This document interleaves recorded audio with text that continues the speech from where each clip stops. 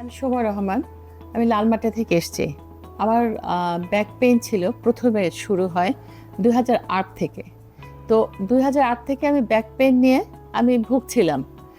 তখন আমি যখন এক্স-রে করি বা এমআরআই করি, তখন আমি ধরা পড়ে যে আমার ডিস্ক স্লিপ হয়ে গেছে। হ্যাঁ, L4-5 স্লিপ হয়ে গেছে। ধরেন আজকে থেকে আমি গত জুলাই মাসের 8 তারিখে আমার অপারেশন হয়েছে। তো তার আগের 4 মাস আমি টোটালি বেডে ছিলাম। তারপরে 4 মাস পরে যখন আমার অপারেশনটা হয়, তখন অপারেশনের পরে আমি 2.5 মাস একদম টোটালি বেডে। কারণ আমার প্রচণ্ড পেইন, আমি একদম মুভ করতে পারতাম না, প্রচণ্ড পেইন। এবং এই 2.5 মাসের পর থেকে, মানে 2.5 মাসের আগে আমাকে এক্সারসাইজ দেখায় দেওয়া হয়েছিল যে আপনি এই এক্সারসাইজ করবেন, এটা করবেন, সেটা করবেন। বাট আসলে একটা অ্যাজ এ পেশেন্ট আমি অনেক বেশি পেইন নিয়ে আছি, আমাকে এক্সারসাইজ কে করাবে? আর আমি তো তখন অতটা মানসিকভাবে মানে স্টেবল না যে আমি নিজে নিজে এক্সারসাইজটা করব। এটা হয় না, সম্ভব না। আমার আসলে দরকার ছিল একজন ভালো ফিজিওথেরাপিস্টের কাছে যাওয়া। তো আমি ফিজিওথেরাপি নিয়েছি, কয়েক জায়গায় গেলাম, কিন্তু আমি দেখলাম যে আসলে আমার ইমপ্রুভ হচ্ছে না। আর আপনার এই যে লাস্টে আমি আসছি, এই যে কনকর্ড স্টিম সেলে যখন আমি আসলাম, এখানে যে অর্থোপেডিক ডক্টর আছেন ওনার কার্ড এবং আমাদের যে ফিজিওথেরাপিস্ট যে রথিন আছেন ওনার কার্ডটা দেওয়া হলো। আমি আর আমার হাজব্যান্ড এখানে আসলাম। আসার পরে আমরা থেরাপিস্ট রথিনের সাথে আমরা কথা বললাম। কথা বলার পরে উনি আমাদের আমি এমআরআই রিপোর্ট সবই নিয়ে এসেছিলাম। উনি দেখেছেন, দেখে তারপরে উনি আমাকে ফিজিওথেরাপি দেওয়া শুরু করলেন।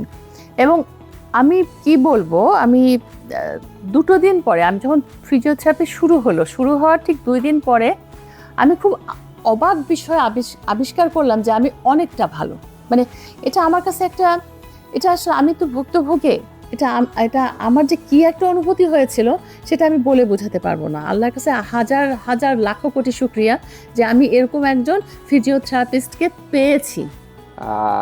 ভার্টিব্রাল যে ফোরামেন অর্থাৎ স্পাইনাল যে ক্যানেলটা থেকে যে নার্ভটা যায়, অনেক সময় আমাদের ডিস্কটা সরিয়ে ফেলা হয় বা ডিস্ক ফিক্সেটর দিয়ে আমাদের স্পাইনাল যে কলামটা ফিক্সেটর দিয়ে লাগিয়ে দেওয়া হয়। তো দেখা যায় কি অনেক সময় ডিস্ক সরে গেলেও আমাদের যে 2 ভার্টিব্রাল বডিটা থাকে, এই 2 বডির মাঝের যে গ্যাপটা থেকে থাকে, তখন আমাদের কিন্তু স্পাইনাল যে ফোরামিনাল এই যে নার্ভটা চলে গেছে, এখানে কিন্তু ঠিকই আবার আস্তে আস্তে চাপ পড়ে যায়।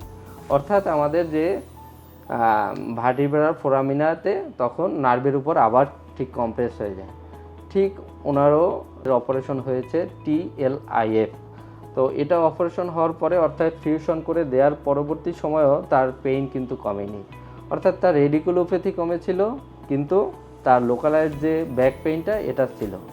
সাথে সাথে ওনার আমাদের ব্যাক মাসেল এবং পায়ের মাসেলের সাথে একটা সংযোগ রয়েছে, যার ফলে ওনার পায়ের হ্যামস্ট্রিং, কোয়াড্রিসেপস বা কাপ মাসেলগুলো আস্তে আস্তে দুর্বল হতে থাকে। তো এক পর্যায়ে দেখা যায় ওনার কোমর ব্যথার সাথে সাথে হাঁটুতে সিভিয়ার পেইন শুরু হয়ে যায়। তো আমরা দুটোরই ট্রিটমেন্ট করেছি, হাঁটুর এবং কোমরের। তো আশানুরূপ উনি অনেক ভালো আছেন এবং সুস্থতার দিকে আসেন। অর্থাৎ কোনো ফিজিওথেরাপি জনিত সমস্যা ভুক্তভোগী থাকলে আমাদের কনকর্ড স্টেম সেল লিমিটেডে অ্যাপয়েন্টমেন্ট নিয়ে ফিজিওথেরাপি বিভাগের চিকিৎসা এবং পরামর্শ গ্রহণ করে সুস্থ জীবনযাপন করুন।